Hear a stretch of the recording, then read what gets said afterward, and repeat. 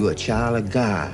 You got purpose. The law put it there, and nobody can take it away. I resolve it that I have a responsibility as a decent human being to continue the conversation surrounding sexual violence and rape culture and toxic masculinity and misogyny, and that our movement with Birth of a Nation is not narrowly focused. That movement is big enough to include all forms of injustice.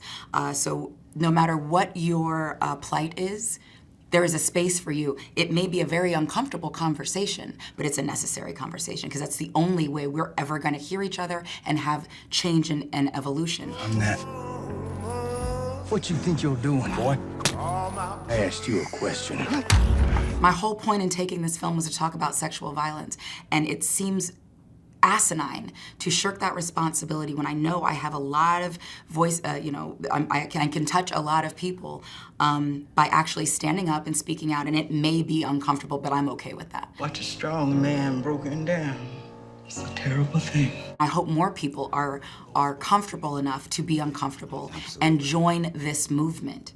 Because it's a movement about resistance. It's a movement about if you know something is wrong, you stand up and you say something and you do something about it, no matter what that is.